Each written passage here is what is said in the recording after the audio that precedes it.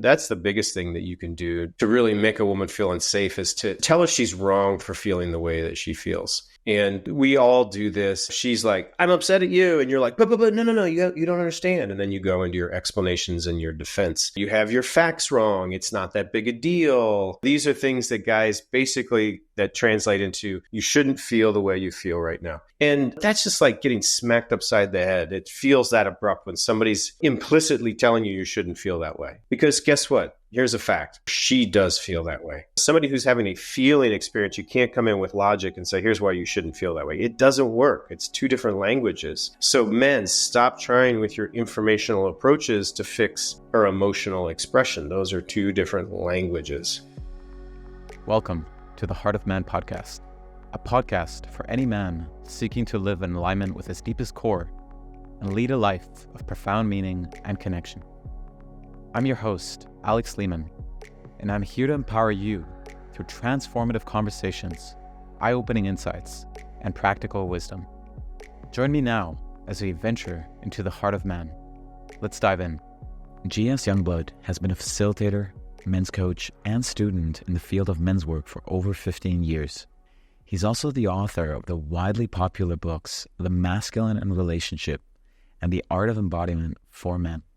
Today, his mission is to teach men in relationships how to live, love, and lead from their masculine core. Through his lens of masculine leadership, he draws on principles from a wide variety of fields such as authentic relating, psychology, martial arts, tango, meditation, and even BDSM. His writings and teachings are filtered through the laboratory of his personal and clients' experiences, including the successes and failures, highlighting what does and what doesn't work. I came across GS's books 2 years ago as I was moving through a shattering breakup, and I was deeply impressed by his in-depth knowledge in the realms of relationships and men's development. I found his approach to be practical and tactical, appreciating the in-depth clarity it provided as I continue navigating the, at times, murky waters of romantic relationships. In this interview, GS and I focus on the principles of the masculine blueprint, a three-part framework focusing on responsiveness, creating structure, and providing emotional safety. We also dive deeply into a clear understanding of the popular emerging field of embodiment, explaining what it is and why it is valuable, specifically in relationships. The conversation that followed was incredibly engaging, fun, and insightful, and I trust that you will receive a lot of value from it. Now, let's dive into this enriching conversation with GS and I. Welcome back to yet another episode at the Heart of Man. Today, I have the great honor to be sitting with GS Youngblood, a men's coach and an author of the widely popular books, The Masculine Relationship and The Art of Embodiment for Men, both books that I've read and as well received a lot of value out of. His mission in his work is to supporting them in the realms of relationship, learning how to live, lead, and love from the masculine core using his three-part masculine blueprint. Jess, I welcome you to the Heart of Man. Yeah, thank you, Alex. I appreciate you having me on. I've been looking forward to this conversation. Amazing. So one of the things I mentioned to you before we even started rolling is that I really enjoyed the practical approach that you bring to your teachings, and as well the approach that really brings, I'm going to say, an aspect of radical responsibility towards men in really helping them lead the realm of relationships, which for a lot of us can initially be very confronting and as well be like we're kind of like lost. We don't really know what we're doing. And one thing I would love to begin to start off is to share one of your quotes, which I personally really loved, which is, "You may or may not be the problem, but you are the solution." Mm-hmm. So I have a two-part question for you. I would like to hear, what does this quote mean to you? And what do the listeners need to know about your personal story that brought you to this understanding? Yeah, there's a tendency to blame other. You know, a situation arises, whatever it is, and there's some tension in the air and there's anxiety inside of us, and we don't want to feel that. And so, you know, that human nature is like, well, if something's wrong with you, then I'm okay. I don't need to feel this way. And so everybody, including guys, but I'm speaking specifically to guys, you know, we're always looking for that out. And then she's doing the same thing. So she's blaming you, you're blaming her, and everybody's waiting for the other person to take responsibility and fix the problem. I say enough of that. Don't worry about who was the cause of the problem. Don't worry who said or did the stupid thing that got you into this current argument. If you can just bypass that and focus your attention on one thing, how do I lead us out of this? How can I take the relational leadership role and help us move past this rather than wallowing in the mud of fighting over whose fault it was? And to me, this is a much more empowered position for a man to take. And some guys interpret that as, oh, it's always my fault. And that's exactly the problem. An interpretation where you're focusing on the fault or the cause or how you got here can be very distracting. So I say, just again, bypass all that. Doesn't matter how we got here. I'm gonna solve this, and I'm gonna do this by stepping up and taking emotional leadership or relational leadership. And so that's what I meant by that. And I'll pause before I answer the second part of the question if you want to comment on that. Yeah, I just want to name that this lens feels really empowering because it really, as you said, it really allows all of that talk around, look at what she did, she is at fault, look at me, why me, poor me. All of that, I feel like it just leaves it out of the picture, and through that lens, we're not even willing to entertain that, but we're like, all right, what can I do? How can I lead us through this conversation right now? So I can see how that lens can be incredibly empowering. Well, that allows me to just go to the second part of the question. And I on the fly, I can't think of a specific example, but what I can say is this. Almost consistently when I've adopted this in my own life, it's gone much better than if I tried to wallow around and decide whose fault it was or get her to take the blame for why we're in the current situation or predicament that we're in. It's just, I've always felt much more empowered when I do that. And the fact is, if this is a relational friction that's caused this, guys, 9 times out of 10, your woman's going to wrap you into knots talking about a relational situation. They're just so much more adept in this. So when you stay at that talking, you're trying to convince her and she's trying to convince you back, it really never goes very well for the guy particularly, because we just don't quite have the language. We don't remember all the nuances of the fight and who said what. Well, they remember all that. I can guarantee most women remember everything that was said in these little arguments you have. So it's just pragmatically, I would say, guys, just trust me. It's not going to go nearly as well if you try to argue about blame. If you just step up and can tolerate the tension inside of you of, okay, maybe I'm the bad guy. I don't know. Maybe I'm the bad guy. Maybe she's the bad guy. But okay, maybe I'm the bad guy. I can tolerate that uncomfortable feeling for a few minutes while I say, okay, you're upset. Let's look at this, baby. Let's take a breath. I mean, one thing you might do is your relational leadership might look like taking a pause. Baby, we're both jacked up. Let's just pause for a second. Just look me in the eye. Let's take a breath together. We love each other, and we don't have to let this knock us off the rails. So why don't you tell me what you're feeling right now, and I'm going to listen.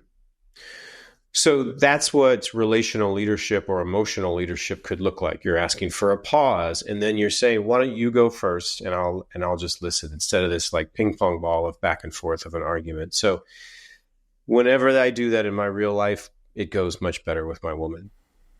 I love that. And I feel like you're already kind of touching into one of the elements as well that's part of the masculine blueprint, which has greatly illuminated me, which is all about creating a lot more structure and as well being a leader in the relationship. Jess, I'm curious to hear, have you always been so passionate about this realm of relationship and as well bringing leadership to your relationship? Or would you say there has been a scenario that came up for you that has really, I'm going to say, catapulted you to learn a lot more about these teachings?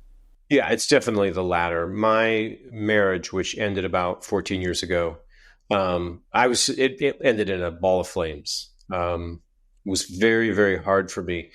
And that failure, that crash and burn was my fuel, because I knew there had to be a better way.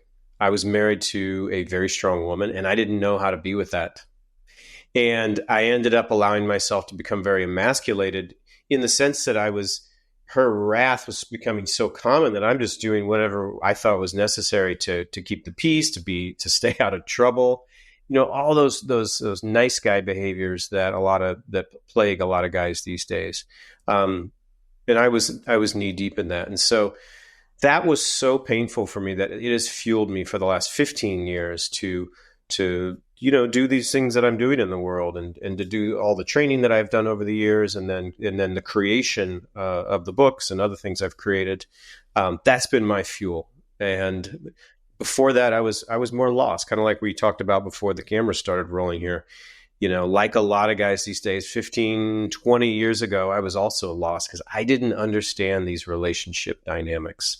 And so a lot has changed, but failure has been my burning motivation over the last 15 years to create what I've created and live the life and the relationship that I live right now. I love this, and I can absolutely relate to that, I guess, in my own personal way. Coming out of a relationship 3 years ago, feeling incredibly lost, confused, belittled, emasculated, unsure of how I got into the situation that I was in, didn't really know who I was anymore. And I recognized I was in so much pain that I realized I never want to be in the situation again. And that was really the moment where I took responsibility for this realm of relationships, where I feel like in many ways, I guess as well, even societally, we're taught not to maybe value that, or maybe to focus more on other things as men, because that's kind of where we'll get our validation, or we'll get our approval. But to really be a leader within the realm of relationships, I really feel that is kind of like something that is more and more being the focus in our current times. GS, I think it would be incredibly valuable for our listeners who are ready to start diving into the blueprint, because I feel like there's a lot here that I would love to unpack with you. So if you could just start introducing this framework that you've provided, and then we'll dive in. Yeah, I created this framework, as you already said, called the Masculine Blueprint, mainly because I needed the structure of the idea hierarchy for it to make sense to me, and I really wanted it to make sense to other guys too. And we guys work better when the ideas and the principles are in a structure. So that's what I wanted to do, and of course, it wasn't clear to me when I started this that this would be the 3-part framework. There were a lot of principles, and over time for me, they just started to coalesce into 3 distinct areas. And my goal was to give guys something that any guy could embody and adopt in their life. We don't want this just to be for the guy that's tall or muscular or good looking or rich or smart. We want any guy to be able to embody these principles and come more into their masculine energy. And that's what I think that I've done here. The other important part was it needed to fit inside the modern world. And we know that we're in a post-Me Too world. Things have changed. So it can't just be this alpha stuff that has no care for other, for it to really, in my book, for it to thrive in the mainstream of today's world. So that was also a driving goal. So out of all of that came the 3-part framework, which is the Masculine Blueprint. So I'll quickly just describe each of the 3 parts. The first element is respond versus react. And this is the quality of a man who's grounded within himself. There's a certain quality of stillness to him. There is a certain quality of presence, and he feels very here and now in what's actually unfolding in the moment. There's absolutely a quality of stillness to him, which is different than stoicism. Stoicism is just kind of, I'm so contained that, and there's no expression and there's no showing of what's on the inside. That's not what I'm talking about. Stillness is a way to be at rest until you engage in the world. And there is a lot of engagement in the world. So there's a quality of stillness to this man. And the reason that a lot of guys aren't like that, they're overly expressive, they're too reactive, they get defensive, and they don't feel very grounded. It's just because they haven't really dealt with their nervous system, and they haven't dealt with the anxiety that comes up from the little traumas from our past that are kind of poked by the modern day circumstances. And so these guys have a lot of anxiety that flares up. Anxiety is uncomfortable in the body. It's an uncomfortable feeling in the body. So we really want it to stop. So we engage in what I call these non-masculine behaviors. We please, we get defensive, we shirk our accountability, we go stony and silent. These are all the things we're trying to do just to make that uncomfortable feeling stop.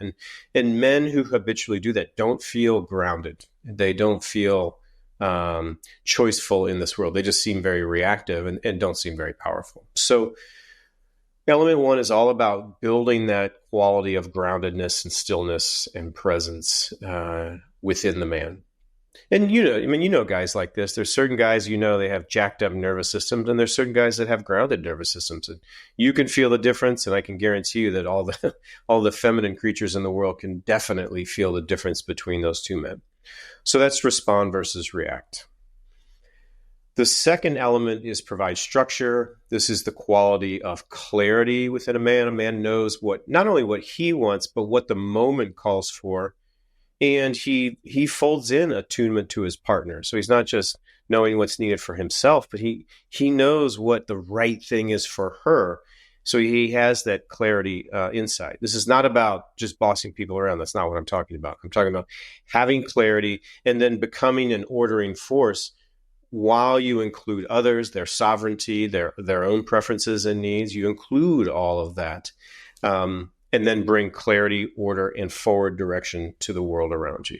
So that's provide structure. And then the last one is create safety. So this is talking about physical, financial, and emotional safety. And I don't talk a lot about physical and financial in the book. I had planned to save that for a sequel. But I sure do talk about emotional safety a lot. And if you're a guy that's constantly telling your woman she's crazy, that she shouldn't feel that way, if you're invalidating her point of view a lot, she's going to feel a lot of lack of emotional safety. If you're a guy that doesn't follow through on his word, she's going to feel a lack of emotional safety around you. And when they don't feel safe, their heart closes. And then when their heart closes, their body closes. And so, any guy out there whose partner feels distant, it's probably because she doesn't feel safe and trusting with you.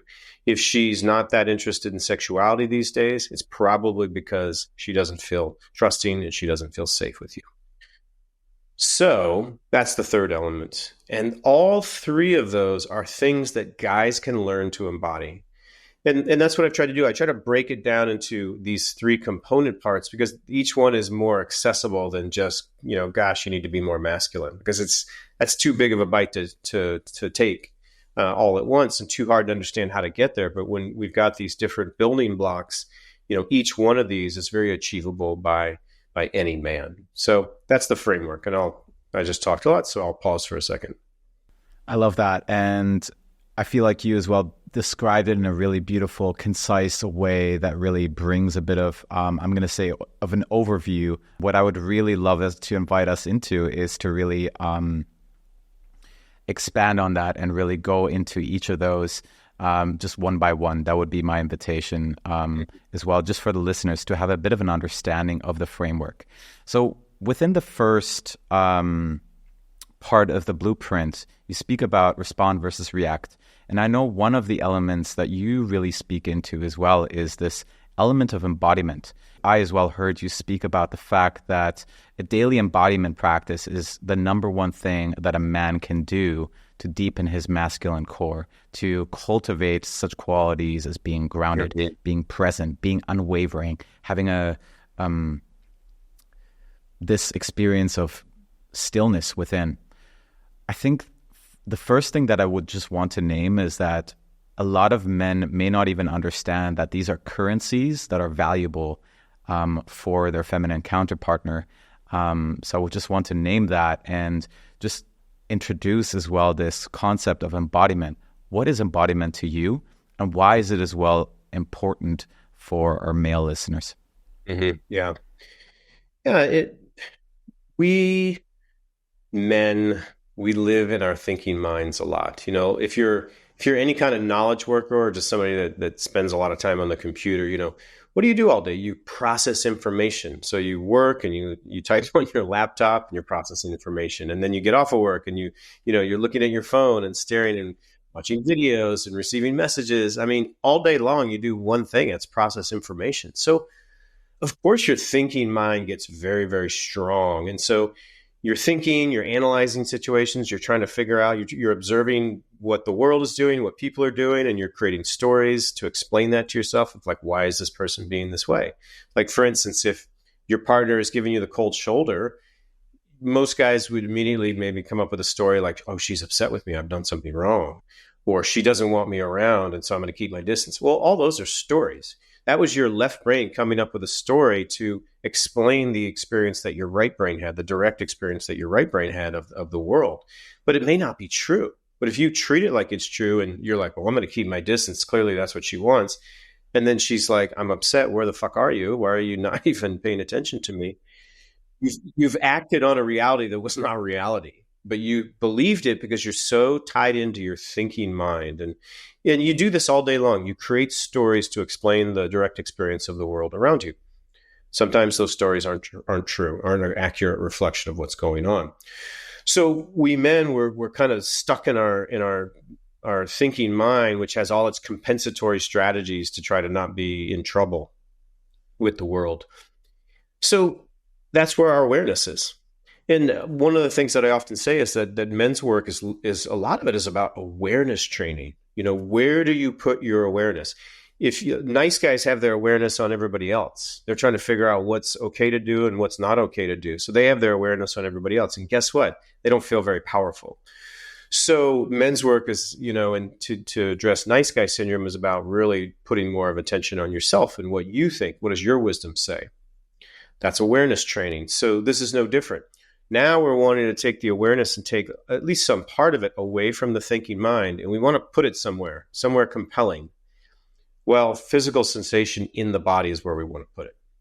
And I point to specific physical sensation. I don't mean that just in the generic, but if you can train yourself to have some awareness on, I like to use gravity and that sensation of weight, whether you're sitting, standing, or laying down, you can always have a physical sensation of weight pressing against the surface beneath you. So I like to really work with guys a lot about getting them tuned into their sensation of weight via gravity. And what does that do? I'm standing here in front of you, Alex. We're having a contentious situation, but I've trained myself to take some of my awareness and kind of maybe I'll have it on my feet. Say we're standing in front of each other, having this contentious situation. Part of my awareness is on my sensation of weight. And what that has the effect of doing is, number one, it pulls that away from my thinking mind where I'm trying to figure you out and have an argument with you and kind of one-up you. All that kind of strategizing my mind is doing is now quieter because I've took away some of my attention from it and put it on my sensation of weight.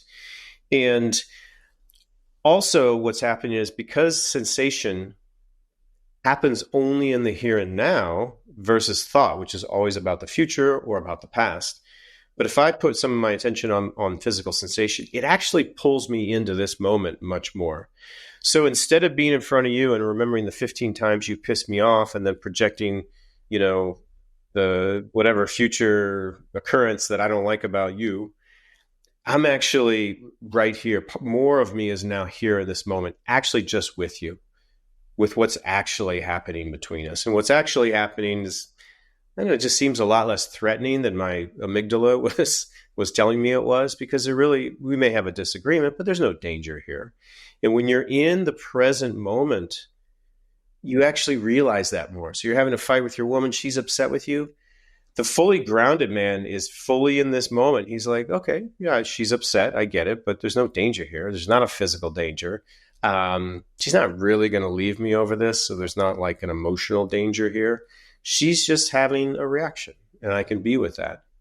That's more of what's actually happening. When you actually see what's happening now, you realize there's generally far less danger than your kind of your lizard brain tells you there actually is. So if I work with a client and spend 6 months getting him more in touch with the ground, more in touch with his sensation of weight, such that now as he goes through daily life, like part of his attention just kind of naturally rests on that physical sensation, he's going to be more grounded. He's going to be less reactive. He's going to feel calmer and more settled with a more grounded nervous system than a guy who didn't do that. And that's, I'm giving just the smallest of examples of what embodiment is about and how it can help you in a real relational situation. So that's, I could say a lot about embodiment, but I'll just pause there for comment. Totally. Yeah. If I can just jump in here and, speak to the fact that for many years before I even entered this realm of embodiment, I was very involved in meditation. And so I had cultivated a lot of awareness, but it felt like I was just watching my thoughts and felt very lost with, I have all these thoughts and I'm running around here back and forth and don't really know what to do with my thoughts, right? So I was kind of like lost there. And then I had all my attention directed towards my partner, as you said.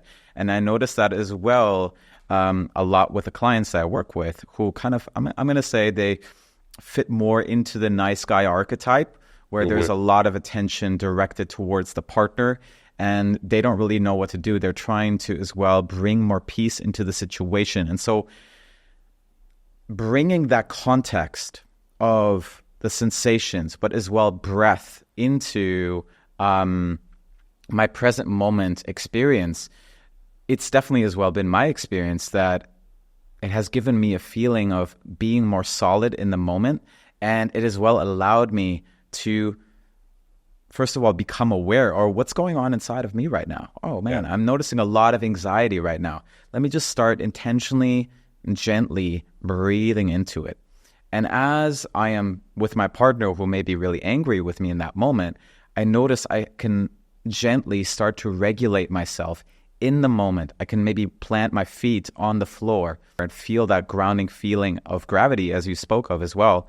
I really can be connected to my present moment experience. And I notice that regardless of what happens on the outside, because there can be a lot of intensity, it allows me to process and acclimate to that intensity. Yeah. Yeah, that's what it's about. Intensity is such a big part of this, and your ability to sit with it, especially this relational intensity, so important. I agree with you. I'm curious to hear if you can provide some examples of how men can start bringing this element of embodiment into their lives. Well, gosh, my answer is so obvious that I even cringe to say it, but they got to have a daily practice. You have to have a daily practice that you get up and do. And if life says you can only spend 5 minutes on it, then spend 5 minutes on it. It's not nearly enough, but if that's what you've got, the consistency is better than the longevity. But have a daily practice, but also don't just learn 5 exercises. Learn the principles underneath those. And this is where I feel good about what I'm bringing to the table and bringing to the world around embodiment. There's a lot of embodiment teachers out there, and I've studied with many. I think one of my longings has been to understand the principles beneath it, somebody to really codify those versus just saying, all right, put your arms up and this is called ego eradicator and breathe like this, now go. And I think that doesn't create depth of the exercise and doesn't create the best results. So I would say learn the principles underneath embodiment and then have a daily practice. Just a few things that I would love to provide for the listeners. Some elements that we can bring in order to start exploring this realm of embodiment could be breath. It could be an element of mindfulness that is connected to our moment-to-moment sensations. It could be movement. It could be cold exposure. So there's a lot of different elements that we can start incorporating into our daily lives to start exploring this realm of embodiment more deeply. Yep. I would like to transition into the second part of the blueprint, which is all about creating, providing structure. And when I read your book, GS, I really noticed how specifically that was incredibly illuminating for me. And I would actually like to preface this by just sharing with you a personal experience that I had a few years ago.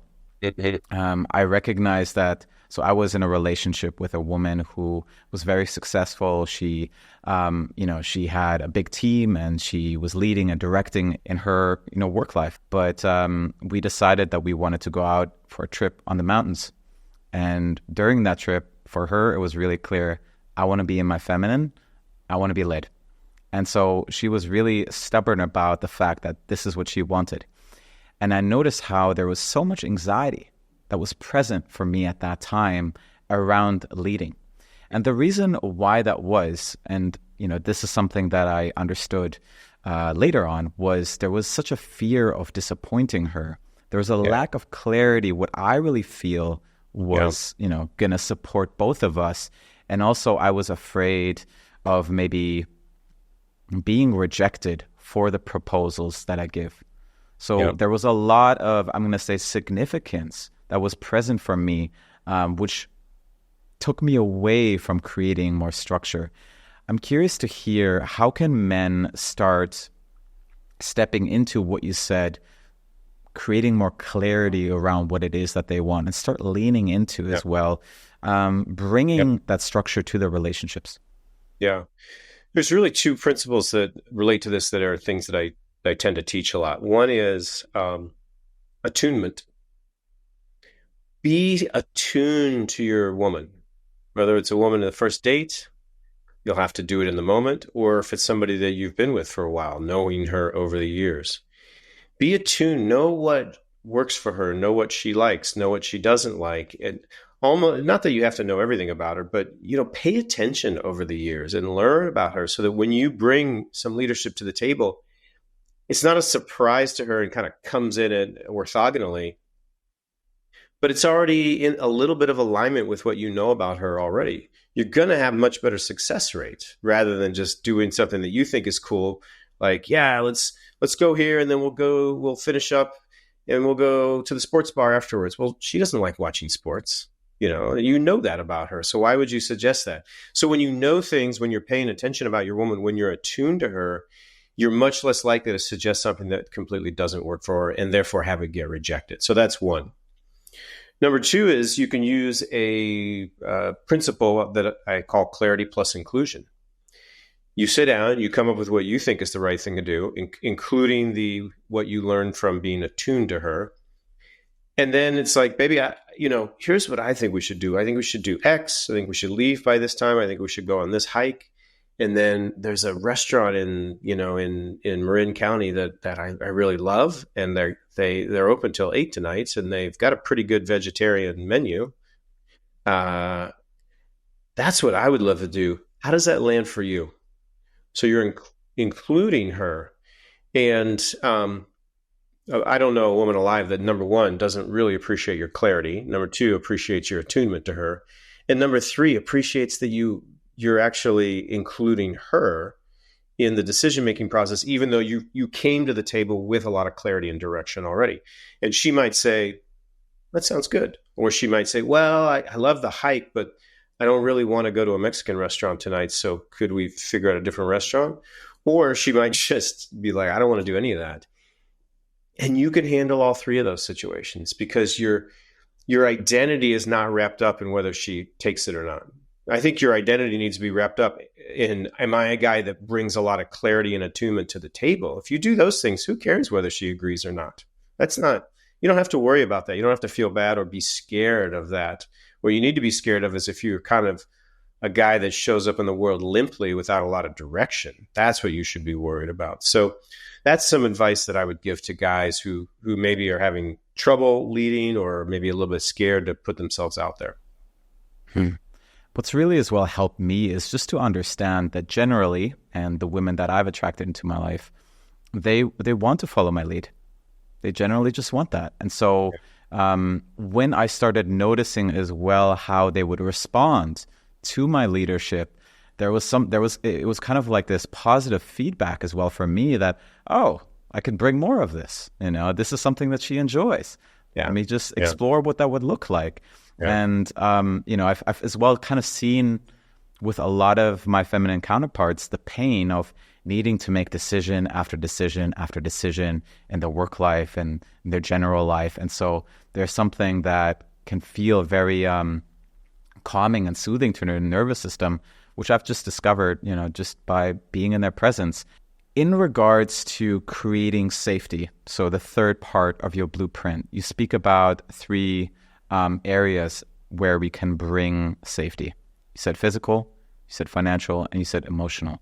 Mhm. What I often observe, what I often notice with men is that there is this general, I'm going to say, understanding of creating, let's say, physical safety or maybe even financial safety.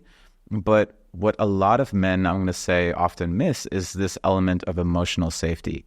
And they may not even recognize the importance of it. I'm curious to hear your thoughts on that, and how do you start bringing more awareness to this element? Yeah. Well, let's just talk about the ways that emotional safety is absent. I think I mentioned two of them already, but I'll repeat myself. It's being reliable. She needs to know that when you say you're going to do something, that you do it. And I think everybody gets that. That's not a new thing in the world that I just said. But what may be the part you don't realize is when you do that, even if you were busy, you forget the milk at the store. I just had a client yesterday. He forgot to get the groceries the other day, and you're like, yeah, okay, fine. He said, oh, I wanted to go take my grandmother on a walk, and so I ran out of time. And so he was kind of like, there's no problem here. Like, oh, here's my excuse. You shouldn't be mad at me. And he wasn't acknowledging that, yeah, he can have all the excuses and she can understand the informational reasons he didn't do what he said he was going to do. But what he wasn't acknowledging is the way that hit her in terms of a lack of trust and damaged the trust between them. And I think that's the thing guys really need to understand is how much that hits trust. And trust and safety are the biggest determinants of how open emotionally and physically your woman is to you. So, doing what you said you were going to do without excuses is a big part of that. Not invalidating her feelings is another big one, very big. And we all do this. It's like, she's like, I'm upset at you. And you're like, but no, you don't understand. And then you go into your explanations and your defense. We do. Again, I had a client whose woman was complaining about this very thing. It's just like, there were just repeated examples of him saying, don't feel the way you feel, or you shouldn't feel the way you feel. But it takes all these different forms. It sounds so innocent at the time. You have your facts wrong. It's not that big a deal. These are things that guys basically that translate into, you shouldn't feel the way you feel right now. And, that's just like getting smacked upside the head. It feels that abrupt when somebody's, implicitly telling you shouldn't feel that way. Because guess what? Here's a fact. I do feel that way, or she does feel that way. And you can't, somebody who's having a feeling experience, you can't come in with logic and say, here's why you shouldn't feel that way. It doesn't work. It's two different languages. So men, stop trying with your informational approaches to fix her emotional expression. Those are two different languages. And so that's the biggest thing that you can do to really make a woman feel unsafe is to tell her she's wrong for feeling the way that she feels. And guess what? It would happen to you too. If you were having a feeling like your dog dies or something like serious happened, and she comes, she's like, well, it's just a dog. Like, I know you're sad, but you don't have to really like be this sad. Like you would just be like, oh, it would be very painful. Well, that's kind of how it feels for them. My example might not be the greatest, but my point stands that a lot of the things we men do are the equivalent of that, of don't feel the way that you actually feel. So that's number two. The one that I haven't mentioned yet is a lack of emotional connection. If you're not taking active measures to build and maintain and grow the emotional connection between the two of you, you're going to be very, very vulnerable, and she's not going to feel that safe with you. It's actually going to occur, maybe not as like a scary unsafety, but more of a flatness that'll occur to her because she's just not emotionally connected to you. So it's one of the big things in this boot camp that I'm running. It's kind of my flagship offering these days. Is we spend several sessions on how to actively build emotional connection with your woman. And that tends to, when she feels emotionally connected to you, she is so much more robust to all the little things that can come up in life, and little frictions that can arise. So those are some of the biggest ways to either create or destroy emotional safety within your woman. All right. There's so much that you said here that I would love to unpack with you. One of the first elements that came up for me, you spoke about this idea of being reliable. I'm curious to hear, let's say and I had this conversation yesterday as well with a client. He agreed to do something with his partner to support her, but there came a moment for him where he recognized it didn't feel of integrity to him to continue what he was doing. And there was a moment where he stopped doing that. And, she kind of got very, let's say, very cunning. Oh, you never follow through with anything. And I could recognize, oh, she's, losing trust here because he's not really following his integrity. He's not following his word. I'm wondering, how can we navigate those situations? Because as well, that's quite common that, we may decide to do something, but then naturally our inner compass may shift as well. So I'm wondering, how can we, let's say, bring leadership to the moment when that arises, so our partner actually doesn't lose trust in us. Yeah. Well, one of the biggest mistakes that guys often make is they don't announce their intentions to change their position, or they don't explicitly say, hey, we need to renegotiate this. I've come to realize that I'm actually not up for this. I'm not up for going to see your parents over Thanksgiving. But what guys usually do is we don't say anything, and we either stop doing it or we keep doing it, but we get resentful. So the guy who doesn't want to go to her house for Thanksgiving, he doesn't say anything. He decides internally that he doesn't want to go, but he doesn't say anything, and then he goes, and he's just like super grumpy and resentful the whole time. Like, that's the worst way to handle it. Or he doesn't do it. Like, he says he's going to pick up the groceries, and then he's just like, no, I had a long day. I don't want to do it. And he just doesn't do it and doesn't say anything, though. And then she has to come and be the one that's like, did you get the groceries that I asked? And she has to bring it up. So it's the way that guys keep things internally when they've actually changed their commitment. And it's okay to renegotiate things. You handle these things up front if you've got solid reasons for wanting to change your position or your commitment. Then you have to do it proactively and up front, and you have to own it like a man. When you do those things, you'll be much more successful. It's not changing our mind that gets us in trouble. It's not really maturely announcing and expressing that with her that gets us in the most trouble.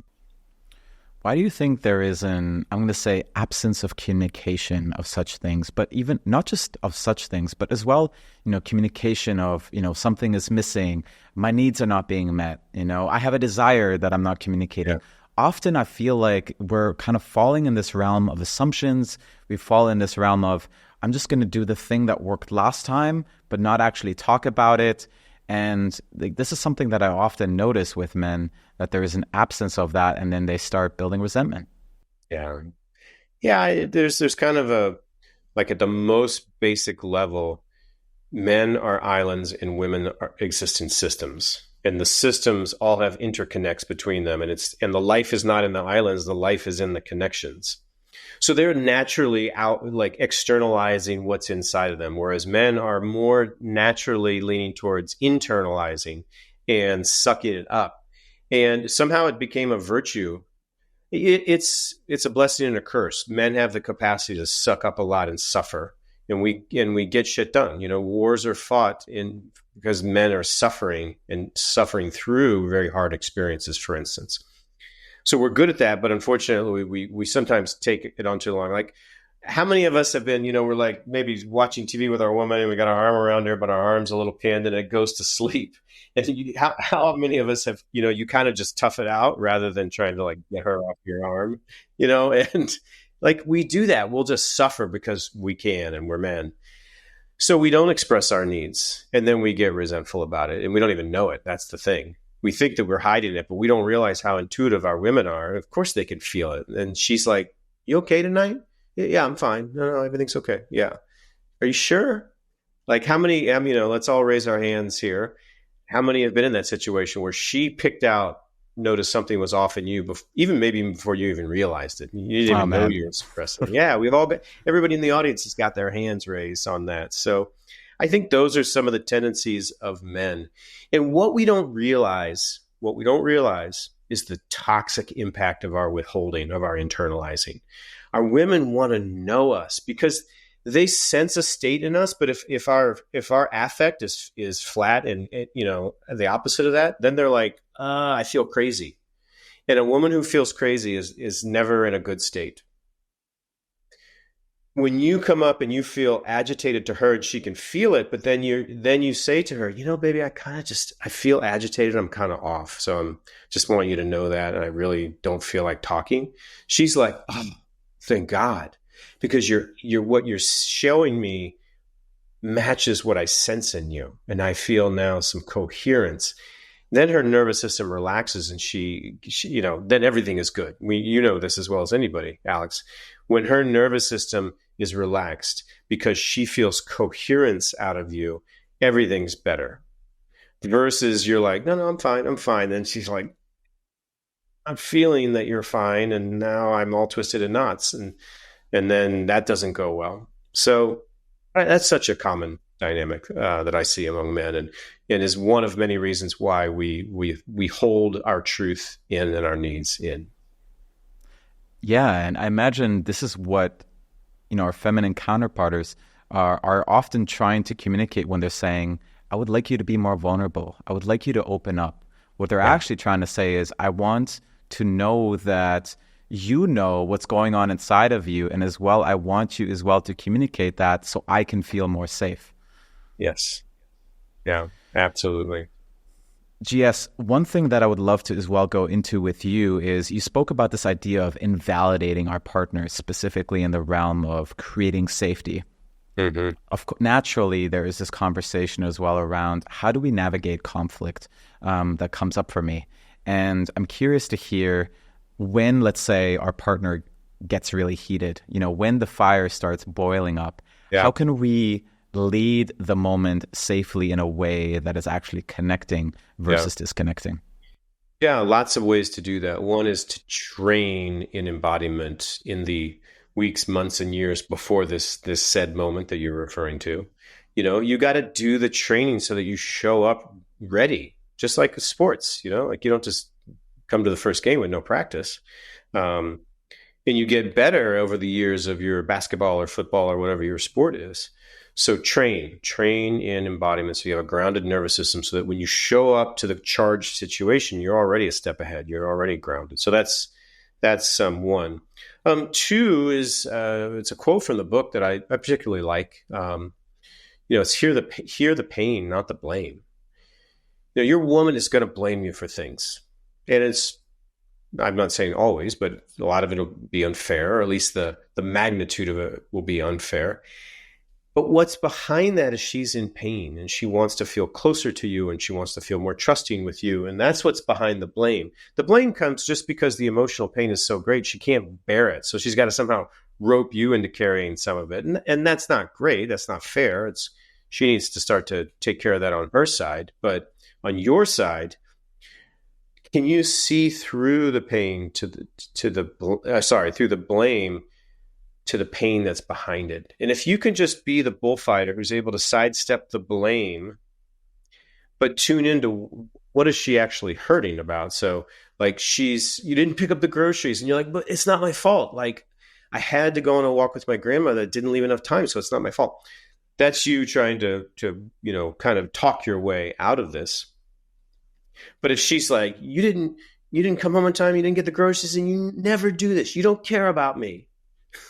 And that's just a big flame ball to throw at you. Like, you don't care about me and you always do this. Like, what guy knows how to handle that? I mean, it's rare. But sidestep, let that flaming ball of fire go by and realize that she's just in pain because maybe there was some uncertainty about when you were coming home. Or maybe the way that it occurs for her is when you don't pick up the groceries, that you don't care about her. And now she's starting to feel like, oh my God, my husband or boyfriend doesn't care about me. It's a made up story, but it's all that's what's going on inside of her. That's the mess inside of her. And she just wants to feel like you care about her enough to be top of mind to remember the groceries. So what if you could see it like that? Not that she was a irritable, nagging bitch, but that she just actually wanted to feel wanted by you. Like, that's a very different frame. And if you're able to see past the blame into the pain that's beneath it, you come with a much different perspective, and you will be different. You're going to be much more heart open as you deal with her. Does that make sense? Absolutely. And a curiosity that arises for me is, where is the line here where, what I'm hearing you say is that there is going to be moments where your feminine counterpartner may express or communicate herself unskillfully. But where is the line where that actually can appear as hurtful for you, and it, kind of leads into, let's say, emotional abuse even? Like, for me, what I notice often is that I really struggle with, I'm going to say at times, emotional intensity, that fire when it comes up, because I experienced a lot of that growing up, especially from my father. So when that arises in my woman, especially when my heart is open, that's very confronting. If she gives me a moment, just to prepare myself, I got it. I'm there for it. However, in the moment when she does it unexpectedly, when I'm heart open, when I'm in connection and love with her, that is really, really challenging. Yeah. Yeah, I know. And are you talking about maybe when she gets maybe insulting as an example? Yeah, like she's making stories about you and laying them on top of you. Yeah. Yep. Yeah. So yeah, there is a lot of blame. It's a common tactic of the feminine. Of course, we do our share of it as well, but we're all going to be up against a fair amount of blame. Here's the way that I look at these things. Most times she's blaming you. She's not entirely crazy. Like I've actually met few women that are just completely delusional. Yes, they're out there, and it often goes more into maybe there's a mental health issue, where they're just completely making shit up. And I've seen that. But the vast majority of women aren't just delusional, completely making shit up. There's some little kernel of truth in there. We were a little unskillful, and so it has a magnitude of like this. It wasn't that big a deal. Here's the problem, though. It's called amplification. And I actually talk about this a lot in this boot camp that I told you about that I offer. Amplification is, here's the thing you did, but then in comes her childhood wounding and whatever trauma she's experienced. And suddenly the magnitude becomes like this, and you've got a much larger amplitude. And she hands that to you and says, swallow this. Take the blame for this. And you're like, I can't do that. And most guys are like, I'm not fucking taking the blame for that, and they shouldn't. They shouldn't, because she's attached all this other stuff and made it this big. And no guy, that's when they force us into being defensive. But if you could see past this and all the amplification and actually own that one piece, and it's only this big, remember, so it's a lot easier pill to swallow. And you're like, you know what, you're right. I told you that I was going to get the groceries tonight, and despite whatever I had going on with my grandmother, I either should have gotten them or called you and let you know it in advance so that you didn't have to come to me and ask about it. And that's my bad, baby. You're not taking on all the, you always do this and you don't care about me and you're a jerk. You're not taking on any of that. That's for her to deal with. That's her trauma. But you did take the piece that was kind of true, even though it's only this big, and then you own that. That's the technique that guys can use. And that's what you have to do. You have to not swallow the amplification or think that you have to, because you're never going to. So all you're going to do is get defensive because it's too big to swallow. Yeah, I really appreciate this nuance, and as well, just this addition to what you said. I'm reminded as well of a situation that I was in 3 years ago where a conflict arose in my relationship. And I remember it was around 48 hours where we were in disconnection, and there was a lot of heat and there was a lot of resentment. And it was interesting. There was one moment where I really owned the part where I brought impact to her. Mm-hmm. And it was profound to me how even in 15, 20 minutes later, there was an opening towards connection again. Yeah. It was really profound for me to experience that, that the moment I just acknowledged that pain that she had and just take responsibility for that. And there's a distinction between responsibility and taking fault, right? Because I think that is something where a lot of men just fall into. They think, oh, if I take ownership, then I'm the one who's wrong. I'm the one who is to blame. I'm the one who is a failure. And it's actually not really about that. right? So I think that is definitely something that was really illuminating for me.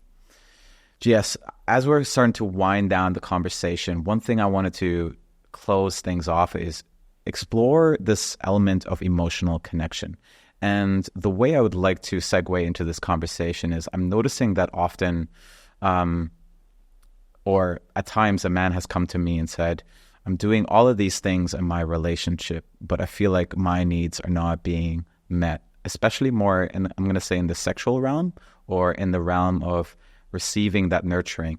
You mentioned that in order for a woman to be open, she really needs to experience that emotional connection. She really needs to experience a sense of safety and as well a sense of trust in you. So I would like to just maybe provide a bit of a framework here for our men to explore this element of deepening the emotional connection. So as well, they can get those needs met if they desire that.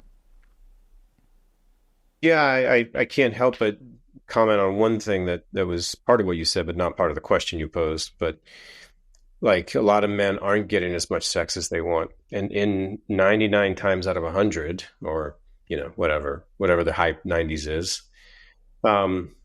it's because her emotional needs aren't being met. And so therefore her body is closed because her heart's closed. So to all the men out there who feel like they're, I'll just say it, just not getting enough sex and then pissed about it, well, maybe you need to go deeper and understand why she's like that. Women don't just go cold typically, unless there's a health issue. They seem to go cold and frigid because they over time their emotional needs aren't being met, and so they start to close down. And then the end goal is where you just stop having sex. Not end goal, the end game of that. Actually, the end game is where they leave the relationship. But before that, their body closes. So guys, you might look at that first before, either overtly or implicitly accusing her of just becoming frigid and not interested in sex. But you asked for a framework for connection. Connection is very easy to describe. It's much harder to create and maintain, but it's easy to describe it. Number one, share what's inside of you. Understand your emotional state, be able to share it in a masculine style, which is something I teach. We don't teach how to be more feminine and more in your emotions in a feminine way. We teach you how to feel deeply and express in a very masculine way. And this is, again, what we do in the boot camp or in one of my workshops. We work on that a lot, particularly masculine style of feeling your emotions deeply and then expressing them. So you share of yourself. Most women don't know their men because their men are so damn stoic and keep everything inside. So that's one. Two is receive her state cleanly. And we've actually talked a lot about this in this conversation of, it's the opposite of invalidating her feelings. It's like, learn to achieve some emotional resonance for her as she shares her feelings. Learn to create a safe space for her to let it out, even when it's a little messy, even when there's a little bit of blame, even when she tries to make it about you. Can you be big enough to actually hold space for that? And I think we've all heard that notion of, I'm going to hold space for my woman. Few guys actually know how to do it in a really good way. And so that's the work that you need to do to ground your nervous system, to know how to empathize. And man, I'm doing for my one-on-one clients. I mean, I'm doing this so many times of teaching them how to actually listen to her, because it's such a common skill that men need to build. So that's kind of my packaged up version of what it takes to build emotional connection. Again, it's straightforward to talk about. It's harder to do, but it's very achievable by any man. Any man could build more emotional connection. And yeah, that's a big part of the boot camp that I've mentioned a couple of times. If we can just deepen on one of those elements, which would be listening, because I see that is a big element that I feel like a lot of men are missing. I'm curious to hear, what do you see are we misunderstanding about this skill or principle of listening? Well, I think I've said it a couple of times in different words, but I'll package it in terms of this question. More often than not, her expression is an emotional one. So you can't come back with an informational response, one to try to fix it or, comment on it or say, oh yeah, I understand. And that thing happened to my brother, just the same thing. And like, it can't be this informational response. She's directing a feeling at you, which may or may not make any sense. It might be totally illogical, but it's still true for her. Like, come on, guys, we've all had illogical feelings. Like, it's not just them; they just tend to do it more often. But stop trying to, like, why do you men out there, or I'll just say we, I'm going to include myself. Why do we think that everything has to be conforming to logic? Like, sometimes things don't have to make sense at first. And so she wants you to actually feel what she's expressing and feel you feeling her and what she's expressing. And that's called emotional resonance. And then that leads to co-regulation. And you know this, Alex, because you deal with the nervous system. When we co-regulate each other, then it comes down. And then at that point, we're more in connection. And guess what time it is at that point? Then it's time to have the logical discussion. But only after you create that emotional connection, that emotional resonance, and that co-regulation to bring it down. And then there's time to talk about the logic and, maybe why she doesn't need to be feeling that way, or, if you have to correct some facts, but you can only do that after you create the emotional resonance. And that's one of the biggest skills I teach guys to do is how to really feel her in a way that she can feel you feeling her. And that's the magic ticket right there. Amazing. Yeah. One point as well that I just want to bring in as well for the listeners is I really want to encourage all of you to really reflect on this idea of creating more safety in your relationship. And let's say you are not getting the love, intimacy, and sex that you desire, really inquiring as well into if there's maybe any past resentment, if there's a conversation that hasn't been had. There's been numerous times as well in my relationships where there was a resentment. I created a structure, a container around giving my partner the permission to speak around anything that was unmet, anything where there is, still some impact that I haven't acknowledged. And I noticed that almost instantly, there was an access point again for openness, for love, for emotion, and as well for sexuality. So definitely as well, just want to really name that for our listeners. Great. All right, GS, I really want to honor as well your time. So before I ask you my final question, I would just love to ask, where can our listeners find you? And is there anything as well that you want our listeners to be aware of? You spoke of your boot camp a few times, so in case you want to speak about that, feel free to. Yeah, sure. To get some information about me, gsyoungblood.com, or on Instagram at gsyoungblood, MIR, masculine in relationship, so MIR. The best place to start is my two books, The Masculine in Relationship and The Art of Embodiment. But my biggest focus right now is the boot camp. It starts out with a cohort of 12 men that you go through an 8-week process with. And you also get my video course. So you're getting the video course, and then we're doing deep practices in these 8 weeks of meetings. You're also getting group coaching with your cohort each time. And then you get 6 months of group coaching after that to integrate everything that we learn. So it's something I've tried to put a lot of value in your ability to work with me directly over the long term. So that's the boot camp. You can find that on the website. That program is online. I do run 2 workshops per year. I just ran one in Mexico 2 weeks ago. It was amazing. We had a great experience. But I'll probably do another one in San Francisco in the fall. So keep an eye out on the mailing list. And that's what I'd say is just get on the mailing list, guys. And then you get the announcements of all this stuff. Incredible. Well, I just want to close off maybe just by, first of all, acknowledging you, GS, just honoring you for the work that you do, and as well, just the incredible, as well, brings things that you've brought out through the book. I really feel that it has brought so much insight, so much illumination to areas that I feel I was very lost in, and I've definitely found a lot of value in your teachings, and just really want to acknowledge you, and high encouragement as well for all our listeners as well to really check those out. So the final question I would love to ask you, GS, is, within all the work that you've now done with men and as well going into this realm of relationship, I'm curious to hear, what have you found to be true about the masculine architecture, the masculine psyche, and what is it that you love about working with men? What I've found is an abundance of men that really care about creating a better relationship with their wife or girlfriend. People think that men are just cavemen, and the truth is these guys are hurting. There's a lot of hurting men out there, and they're baffled. They want a better relationship. They just don't know how. And so I'm really inspired by their longings and their willingness to put in the time and the money to do the work.